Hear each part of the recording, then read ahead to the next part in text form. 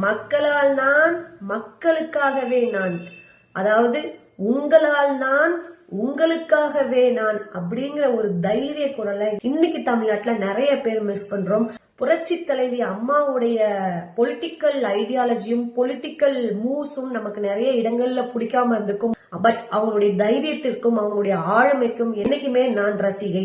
ஆணாதிக்கம் உள்ள சொசைட்டில ஒரு பெண்ணா, அதுவும் ஒரு கட்சிக்கு தலைவியா, அதுவும் இல்லாம இவ்வளவு பெரிய ஸ்டேட்டுக்கு ஒரு சிஎம்மா புரட்சி தலைவி அம்மா ரூல் பண்ணிருக்காங்கன்னா அவங்களுடைய ஆளுமை அப்படிங்கிறது எந்த அளவுக்கு இருந்துக்குன்றது எல்லாருக்கும் தெரியும். ஒருத்தருடைய சக்சஸ் அப்படிங்கிறது நம்ம எவ்வளவு சம்பாதிச்சிருக்கோம், எப்படி இருக்கோம்ன்றதை தாண்டி நம்ம இறந்து போனதுக்கு அப்புறம் நமக்கு சுத்தி இருக்கிற யாரோ ஒருத்தர் நம்மள இந்நேரம் இவங்க இருந்திருந்தாங்கன்னா அப்படின்ற ஒரு வார்த்தை என்னைக்கு கேட்கறாங்களோ அன்னைக்கு நம்ம ரொம்ப சக்சஸ்ஃபுல்லா இருந்திருக்கோம் அப்படிங்கறத நான் நம்புவேன். ஜெயலலிதா அம்மா இருந்து 9 வருடம் ஆயிடுச்சு.